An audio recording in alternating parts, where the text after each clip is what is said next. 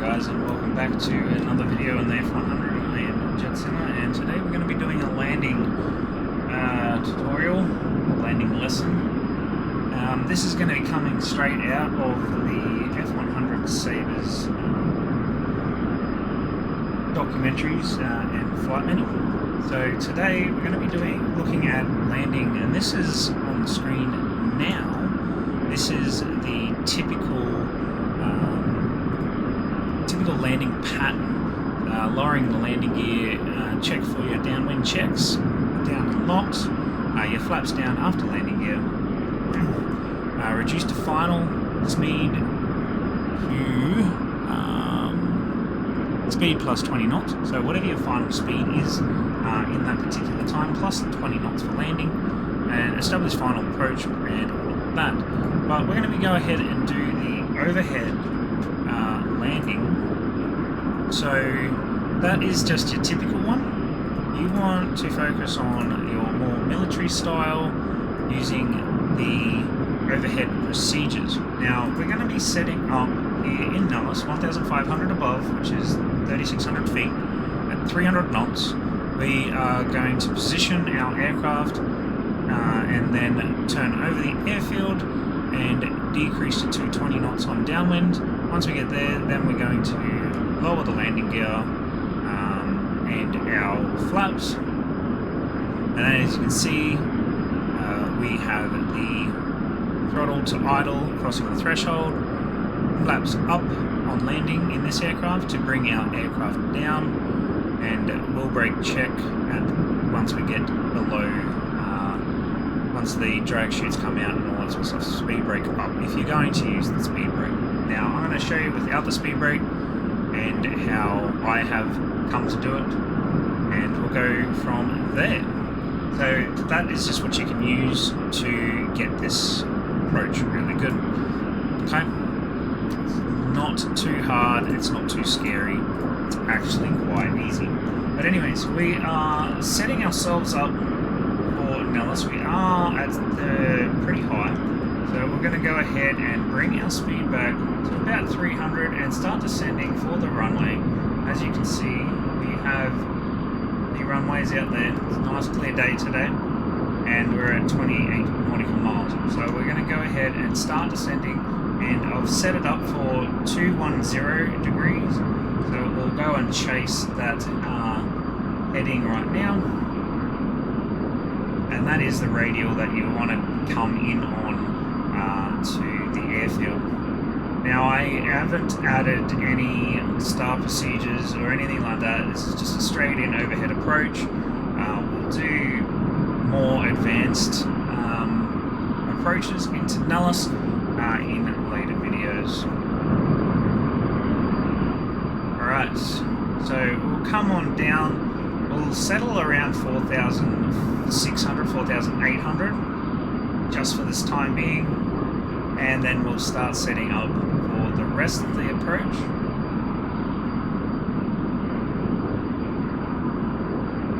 So most of this happens quite quickly as well. Now, when you're landing at Nellis, if you have your weapons or any fuel on board, which we currently do, and we're almost empty on our tanks, so I'm going to go ahead and switch off my tanks and start using fuel out of an aircraft. You want to double check how heavy you are. Now I believe we've still got our fuel pods on with a teeny bit of fuel plus some missiles, just for training purposes. You want to kind of keep that practice behind having drag on your aircraft. Okay, so we're going to go ahead, bring the throttle back down, get us out of the real fast speed. So when you're coming into landing, the reason for flaps up is this aircraft loves staying in the air. It loses speed so quickly, it will not gain speed at all, and it drops out of the sky like a rock. But with those giant flaps that we have, it will balloon and get into ground effect really quickly, and you don't want that. So we're going to go ahead and we're going to set our seat quite high, as high as you can get it, so we've got enough visibility over the nose. In VR, I pretty much can see everything without raising my seat. It is so good. But anyways. So we'll go ahead, bring that speed back. We're pretty much good on that speed, so we're going to start descending now to 3006. And we want to maintain inside both our runways. And when we do our turn over the runway, we want to kind of aim to the left of the compound, or the left of all of that, to the racetrack. So we have enough time to turn in back to the runway.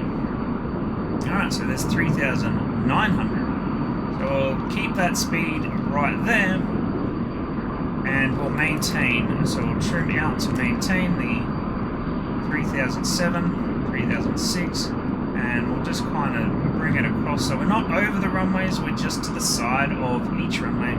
This is to go over and make sure there's no aircraft, visually check the airfield ourselves, no damage, no nothing, because they might not communicate with us, and we don't want to land when there's someone or something down the runway. But ATC should always communicate with you and tell you yay or nay for landing. Now, I haven't actually called them up to land, so I'm a bad person. But anyway, there's 3600 altitude and 300 knots-ish. So we're just going to go ahead and maintain that.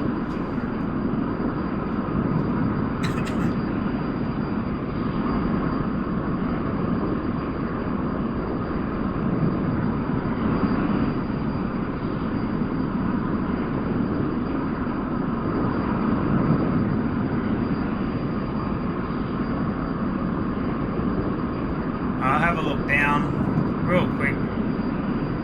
A little bit over there, so we'll come over to the right bit, just have a look down real quick. And as you come across, you'll be able to see the runway really quickly. So my point of call is this aircraft is down here, the C-7E. We turn across now, keeping the speed, looking at the runway, nothing down on the runway, and we'll pull around, pulling around to the other side of the airfield. Maintaining the engine speed, don't drop the engine speed whatsoever. Maintaining altitude around 3,600 as best you can, keeping the engine speed up but pulling to bring the speed down to 250. Bringing that airspeed down, keeping the engine speed up. Right, now slowly bring the engine back, flaps down now, pulling that engine speed right back to about 230, flaps down, geared down, and then the last lot of flaps will go down later. We can turn on our lights and start trimming out at 3,400 feet. We're slowly descending at 1,000 feet per minute. Bring that engine speed up slowly. You don't want to do it too fast, or you will get the compression stall whilst we're trying to land. Bringing up the trim just to keep that descent from rapidly going down, keeping 210 on the speed, making sure that our wings now pass the threshold, now turning in with the rudder nice and slowly, so give it a nice whack with the rudder to get that turn going, 30-degree turn, keeping that speed up, maintaining altitude with speed.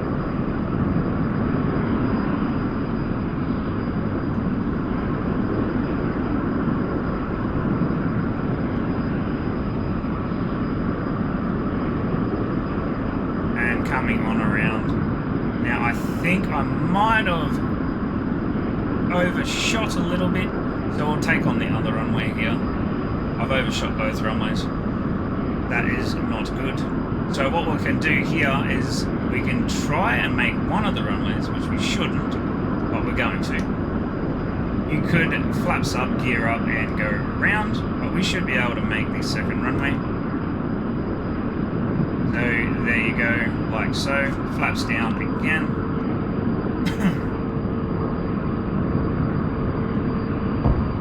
Now this is definitely a unconfigured landing and you should definitely go around. Don't take my word for trying to get back on, but I'm going to show you how easy it is to maneuver the aircraft for a overshoot landing without the saber dance. Maintaining about 190, 180.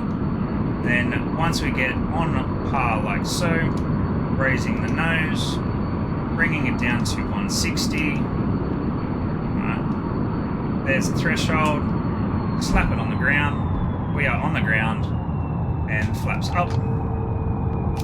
There goes the chute, and the aircraft literally just settles. You can probably even do flaps up.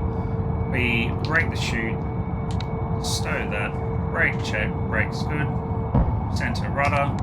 Now we have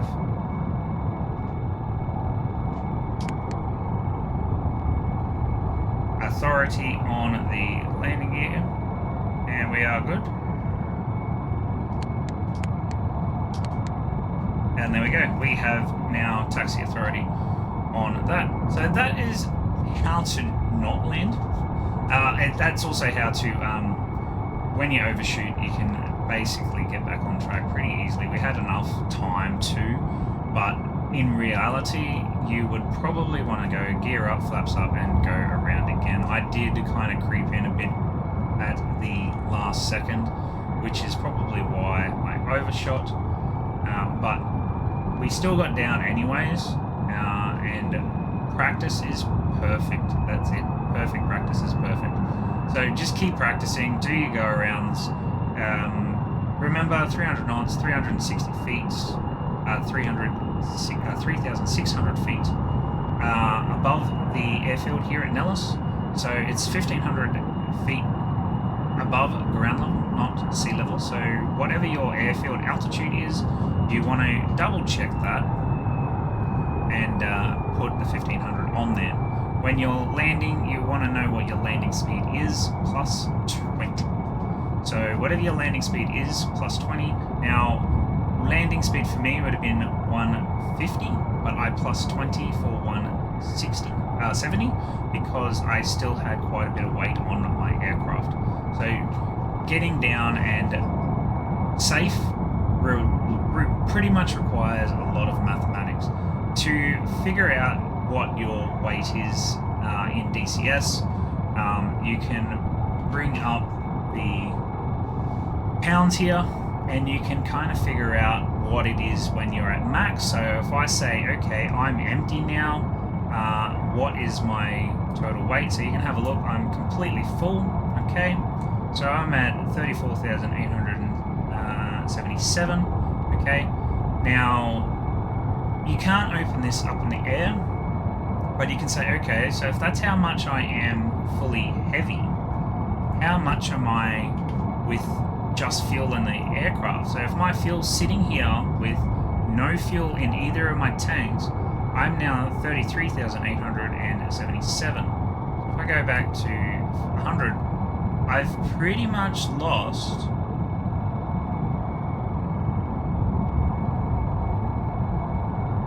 1,000. Okay, I pretty much lost 1,000 in pounds. Okay, so that is how you can kind of, so yeah, basically I've lost 1,000 pounds. And then you can kind of figure out your landing weight from there as well. So yeah, I really hope that kind of helped. There's got to be another way to kind of figure out your weight, and there's calculators out there that you can probably use yourself. So anyways, thanks for watching, and I hope this really helped. It's not a great video, and I'm not saying it is, but I did get it down, and I did show you how to bring it back from overcorrecting. So hopefully in the future videos I will actually do a proper one, and you'll actually see proper landings. Anyways, but the procedures for landing are the same for nearly every airport. Okay, thank you very much, and thanks for watching. See you later, guys.